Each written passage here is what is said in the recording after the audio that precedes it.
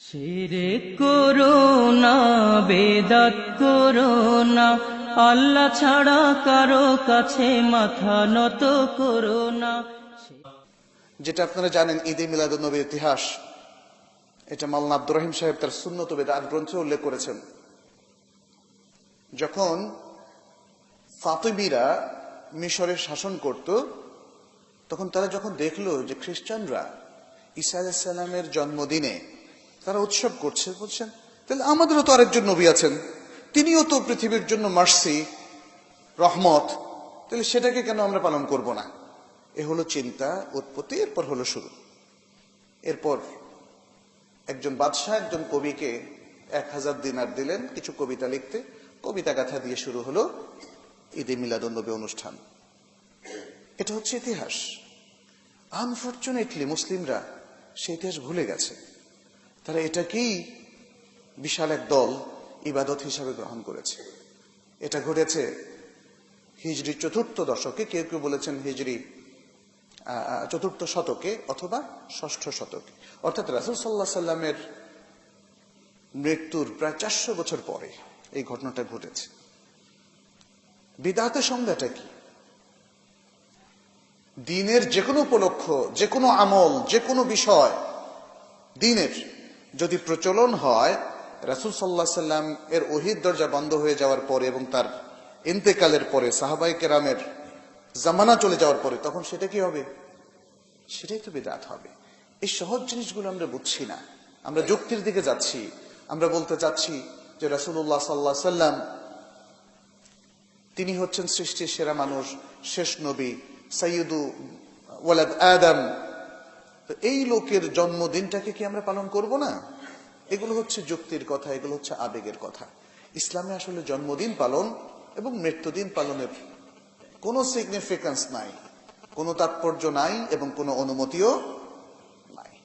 যদি থাকতো তাহলে কোনো না কোনো হাদিসে, কোনো না কোনো কোথায়, কোনো না কোনো বক্তব্যে আমরা সেটা পেতাম। সাহাবায়ে কেরামদের মধ্যে কেউই জন্মদিনে, তখন কেক ছিল না, অন্য কিছু তো ছিল, তাই না? মিষ্টি তৈরি করার তো সুযোগ ছিল, কিন্তু কই, তারা তো সেটা করেননি। অথবা ফ্যারিদ, তখনকার লুক্রেটিভ খাবারের মধ্যে ফ্যারিদ কিংবা এরকম আরো অনেকগুলো, খাসি জবাই করা ইত্যাদি এগুলো ছিল, এগুলো কিছুই তারা করেননি। তারা করেননি বলে আমরা কি আজকে করব না? হ্যাঁ, আমরা আজকে করব না, কারণ ইসলামটাকে সেভাবেই সলিড এবং তাজা রাখতে হবে যেভাবে ইসলামটা রাসূল সাল্লাল্লাহু আলাইহি সাল্লামের কাছে দেয়া হয়েছে। এর মধ্যে আমাদের মুক্তি। এর আগের যে ধর্মগুলো আমরা জানি, সবগুলোর মধ্যে বিকৃতি সাধন করা হয়েছিল। ইউহাররিফুনাল কালিমা আম্মা মাওয়াদিহি, তারা ওহীর যে বক্তব্য, যে ভাষ্য, যে টেক্সট, সেটাকে তারা সরিয়ে দিয়েছিল। সরিয়ে তারা দ্বীনকে, আল্লাহর দেওয়া দ্বীন থেকে আলাদা দ্বীনে পরিণত করেছিল।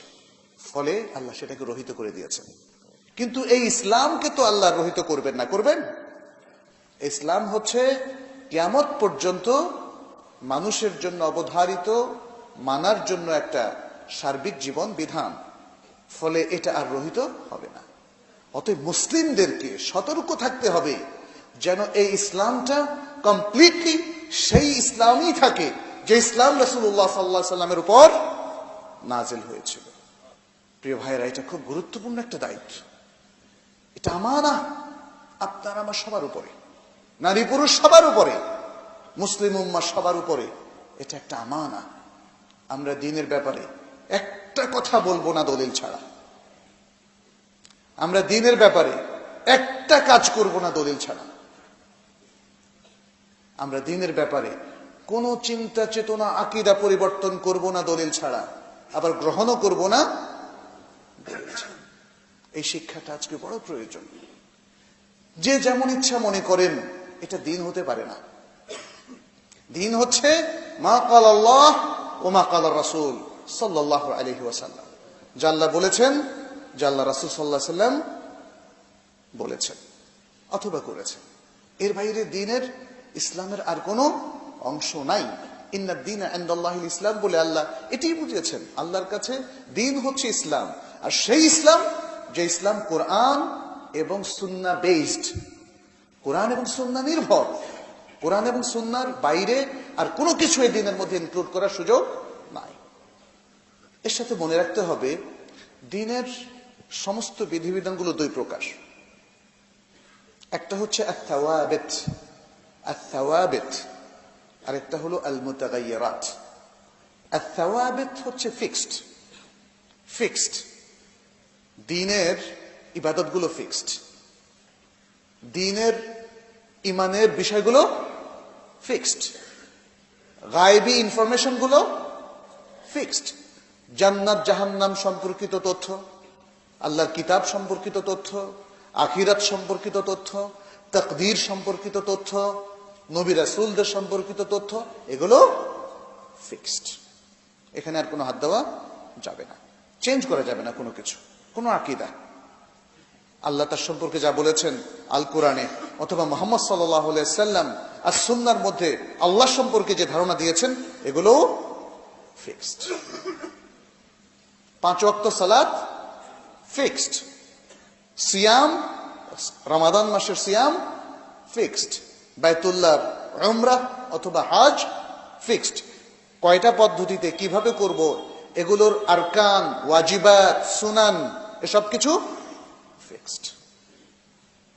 এটাকে বলা হয় আত-তাওয়াবিত, অর্থাৎ ইসলামের এই মৌলিক জিনিসগুলো এমন ভাবে ফিক্স এবং নির্ধারিত করে দেওয়া হয়েছে যে কিয়ামত পর্যন্ত এর কোনো বিধান পরিবর্তন হবে না। কেউ যদি বলে এরকম যে 5 ওয়াক্ত সালাত তো এখন কষ্টকর হয়ে যাচ্ছে, আমাদের ব্যস্ততা বেড়ে গিয়েছে, চাকরির ধরন পাল্টেছে, জীবনধারা পাল্টে গেছে, এখন আমরা 3 ওয়াক্ত পড়ি। এটা দেখা যাচ্ছে যে পাশ্চাত্যের কিছু লোকজন ভাইয়েরা আমার নিজেকেই জিজ্ঞেস করেছেন, বলছেন দেখেন আমরা একসাথে ঢুকি, ওখানে নামাজ পড়ার কোনো সুযোগ নাই, তো আমি কি করি 4 ওয়াক্ত একসাথে পড়ি, আর পরে ফজরটা তো পড়া যায় আলাদা। তো এটা আল্লাহ এই এক্সকিউজ আল্লাহ কবুল করবেন কিনা? আমি বললাম তো আল্লাহকে একটু জিজ্ঞেস করেন, কারণ এরকম কিছু কবুল হবে আমাদের কাছে সেই ইনফরমেশন নাই। চাকরির স্বার্থে দিনকে আপনি পরিবর্তন করে ফেলবেন, দিনের ফিক্স বিষয়গুলোকে, ইট ইজ নট পসিবল, এটা সম্ভব না। বরং দিনের ফিক্সড বিষয়গুলোকে ঠিক রেখে জীবনের অন্য কর্মে আপনাকে জড়াতে হবে।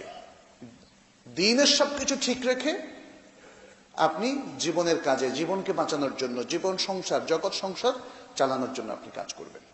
কিন্তু জগৎ সংসারের জন্য দিনের ফিক্সড বিষয়গুলোকে কোনোটাকেই পরিবর্তন করার কোনো সুযোগ নাই। এটা একটা মূলনীতি, প্রিয় ভাইরা মনে রাখতে হবে, এটা একটা মূলনীতি। অতএব আজকে মানে যে কোনো দিনের ফিক্সড বিষয় যেমন রাকাত সংখ্যা কমানো বাড়ানো যাবে না। জাযাকুমুল্লাহ খাইরান। শেখ, ঈদে মিলাদুন্নবী সাল্লাল্লাহু আলাইহি ওয়াসাল্লামের দিবসে আমল করার সুন্নত পদ্ধতি কি? ঈদে মিলাদুন নবী এটা ইসলামের একটা বড় বিদআত। ইসলামের প্রথম 600 বছরে এই শব্দটা আপনারা পাবেন না। আজকে আমি জামে মসজিদে যেহেতু আলোচনা করেছি এখানে বিস্তারিত বলবো না। রাসূলুল্লাহ সাল্লাল্লাহু আলাইহি ওয়াসাল্লাম থেকে সাহাবীগণ 600 বছর সিরাতুন নবী, সাহাবী তাবী, 4 ইমাম, আবু হানিফা, আমাদের আব্দুল কাদের জিলানী, কি বলে ইমাম গাজালি সহ সবাই, তারা কেউ মিলাদুন নবী পালন করেনি, সিরাতুন নবী পালন, উদযাপন, আলোচনা করেছেন, এবং সেটা সারা বছর এবং সারা বছর। এই জন্য রবিউল আউয়াল মাসে ঈদে মিলাদুন নবী পালন করাটা ইসলামে প্রবেশ করেছে রাসূলুল্লাহ সাল্লাল্লাহু আলাইহি ওয়াসাল্লামের ওফাতের 600 বছর পরে। তবে রাসূলুল্লাহ সাল্লাল্লাহু আলাইহি ওয়াসাল্লামের মিলাদ পালনের সুন্নত পদ্ধতি হলো মিলাদ দিন না বার, সোমবার প্রতি সপ্তাহে। বছর ঘুরে আসলে আপনি একদিন নবীর আশেক হবেন, এটার দ্বারা ইসলামের কিছু হয় না। এটা ইহুদি খ্রিস্টানদের সিস্টেম, আমরা নিছি। আপনি প্রতি সপ্তাহে সুযোগ পেলে সোমবারের দিন রোজা রাখবেন। এটা হলো রাসূলুল্লাহ সাল্লাল্লাহু আলাইহি ওয়াসাল্লামের মিলাদ, জন্মে আমাদের শুকরিয়া, আনন্দ প্রকাশের সুন্নত পদ্ধতি। রাসূলুল্লাহ সাল্লাম সোমবারে রোজা রাখতেন। সাহাবা একরাম প্রশ্ন করেন, ইয়া রাসূলুল্লাহ, আপনি সোমবারে কেন রোজা রাখেন? তিনি বলেন, আমি এই দিনে জন্মেছি এবং এই দিনে আমি নবুয়ত পেয়েছি। অন্য হাদিসে আসছে নবীজি সোমবারে হিজরতও করেছেন, সোমবারে মদিনায় পৌঁছেছেন। আমরা জানি সোমবারে তার মৃত্যুও বটে। এই জন্য সোমবারে রোজা রাখা একটা সুন্নত আমল, এটা আপনারা পালন করবেন। এটাতে অনেক বরকত ইনশাআল্লাহ নসিব। आदम ने फतवा दिया है जी, ईद मिलाद मनाना इस्लाम में इजाफा है, इस्लाम में वेल्डिंग है, टाट की पेवंदकारी है। नबी सल्लल्लाहु अलैहि वसल्लम ने अपनी जिंदगी के अंदर जितने रबीउल अव्वल आए कभी ईद मिलाद नहीं मनाई। मुझे कल ही किसी भाई ने क्लिप भेजा हजरत कादरी साहब का, वो खोल के बैठे हैं किताबें, 10वीं सदी में उसने मनाया, 12वीं सदी में उसने मनाया, 9वीं सदी में उसने मनाया, 8वीं सदी में उसने मनाया, बुजुर्गों के हवाले दे रहे हैं। हम कहते हैं भाई आपने ये हवाले देके क्या कमाल कर लिया? ये तो हम खुद मान रहे हैं कि ये काम शुरू हुआ है 6वीं सदी हिजरी के लास्ट में। मलक मुजफ्फर ने, शाह अरबल ने इस बिदअत की बुनियाद रखी। अगर आपको दावा है ईमान का, अकीदे का, तो मुझे दिखाओ अबू बकर ने मनाया, उमर, उस्मान, तलहा, साद, सईद, जुबैर रिज़वानुल्लाह अलैहिम अजमईन ने मनाया। सहाबा का दौर जिसके बारे में प्यारे नबी ने फरमाया था बेहतरीन दौर मेरा, फिर मेरे बाद, फिर उसके बाद ताबईन ने मनाया, तबा ताबईन ने मनाया, मुहद्दिसीन ने मनाया, आइमा दीन ने मनाया। ये तो 6वीं सदी हिजरी से आपने इसकी बिदअत की बुनियाद रखी है और आप अब पेश कर रहे हो पब्लिक के सामने किताबें खोल के कि देखो जी फलां ने मनाया। 6वीं के बाद तो ये बिदअत किसी न किसी सूरत में बाकी रही और जू वक्त गुजर रहा है इस बिदअत के अंदर खबासतें और भर रही हैं। सिनेमा के अंदर भी फिल्में इस दिन खुशी के साथ चलाई जाती हैं। मुल्तान के अंदर चादर शरीफ वाली एक सरकार है, उसने 70 फुट लंबा और 4 फुट चौड़ा केक बनाया। मैंने अपनी आंखों से देखा। 1400 किलो मक्खन डला है उसमें, 5000 अंडे डले हैं, 600 किलो चीनी डली है, 600 किलो मैदा डला है। मुल्तान में जिसके पड़ोस में मोहम्मद को मानने वाले घर के अंदर उसके बच्चे भूख से मर गए सल्लल्लाहु अलैहि वसल्लम। उस रसूल के नाम पर ड्रामेबाजी करते हो खाने पीने की, जिसके पास उसके मुरीद ने आके बतन से कपड़ा उठाकर कहा था प्यारे हबीब, पत्थर बांधा हुआ है। आपने अपना कपड़ा उठाकर कहा था मेरे सहाबी तूने एक बांधे हैं, तेरे रसूल ने 2 बांधे हैं। तूने एक बांधे हैं, तेरे हबीब ने 2 बांधे हैं। जिसके पास गुलाम आए थे तो सैयदना अली ने सैयदा खातून जन्नत फातिमातुज़ ज़हरा को भेजा था, जा बाबा से मांग के ला। और उसने आकर कहा था बाबा चक्की चला चला के हाथों पे बिन्त रसूल के छाले पड़ गए हैं, झाड़ू दे के बालों में मट्टी पड़ गई है, पानी की मछली से उठा उठाकर निशान पड़ गए हैं। आपके पास आज अल्लाह ने फरमानी दी है, गुलाम आए हैं, एक मुझे भी दे दो। प्यारे हबीब ने कहा था ये असहाबे सुबह को छोड़कर मैं अपने घर वालों को रजा दूं, मैं इन गुलामों को बेचूंगा या इनकी मेहनत से जो पैसा आएगा अपने सहाबा पे खर्च करूंगा। 70 फुट लंबा केक बनाने वाले बाबा जी, घर के मासूम बच्चे तुझे नजर ना आए जो दूध की प्यास से बिलक बिलक के मर गए, सिंध के रेगिस्तानों में पड़े हुए कलमा गो मोहम्मद के उम्मती नजर ना आए सल्लल्लाहु अलैहि वसल्लम। इस केक पे जितना खर्चा हुआ इतने से तो गरीब के 100 घरानों का साल का खर्चा चल जाता, जो अचार से रोटी खा लेते हैं, जिनके घर में अचार भी नहीं है। ये ईद मिलादुन नबी के नाम पे ही सारी बिदअत चल रही है। একটি বিষয় আমরা দেখতে পাই যে ইদানিং বলা হচ্ছে যে 2 ঈদের পরও আরো একটি ঈদ, সেই দিন হলো যেদিন রাসূল সাল্লাল্লাহু আলাইহি সাল্লাম পৃথিবীতে এসেছেন, এবং এইটাকে অত্যন্ত আর কি প্রমাণ করার জন্য অনেকেই চেষ্টা করে থাকেন। আমরা তাদের প্রতি শ্রদ্ধা রেখেই বলছি যে রাসূল সাল্লাল্লাহু আলাইহি সাল্লামের উপর ভালোবাসা থেকেই তারা এটা করছেন।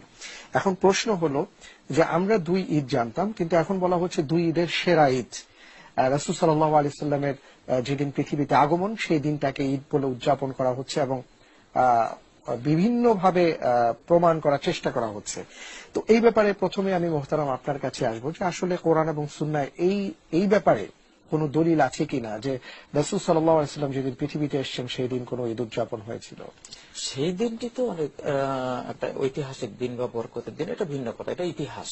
জি, কিন্তু সেই দিনকে কেন্দ্র করে তোমরা একটা ঈদ উৎসব করো, এটা যদি রাসূল বলতেন তিনি এটা করে যেতেন, করিয়ে যেতেন তিনি, তাহলে সেটা উম্মতে অথবা সাহাবারা করতেন, তাহলে এটা করার একটা দলিল খুঁজে পাওয়া যেত বা করার প্রয়োজন হতো। অনেক ধন্যবাদ। প্রত্যেকটি হাদিসের কিতাবে, শিক্ষা কিতাবে আছে সালাতুল ঈদাইন, 2 ঈদের নামাজ, আল ঈদাইন, সালাতুল ঈদাইন, 2 ঈদ।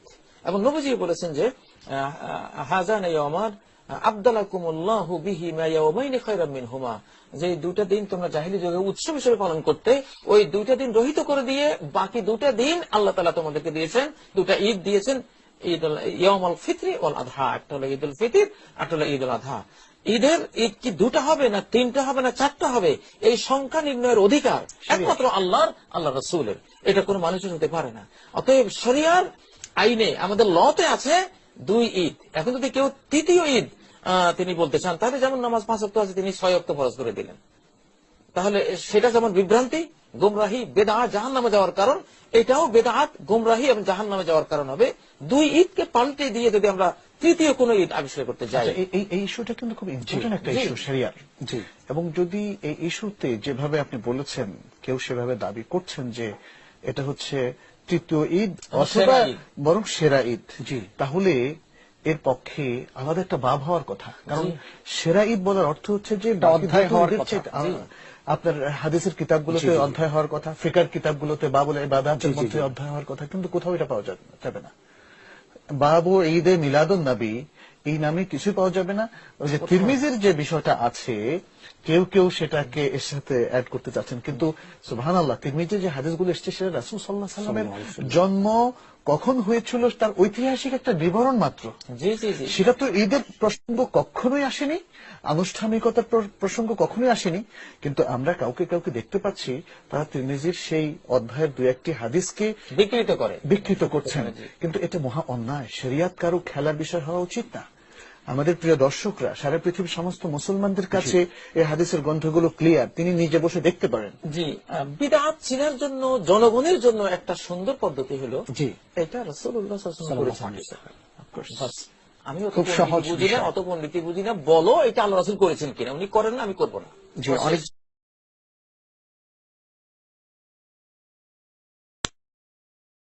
লাইসা মিনহু ফাহুয়া রাদ্দ, যারা আমাদের দিনের মধ্যে নতুন কিছু চালু করলো যেটা দিনের অংশ নয়, সেটা প্রত্যাখ্যাত হবে।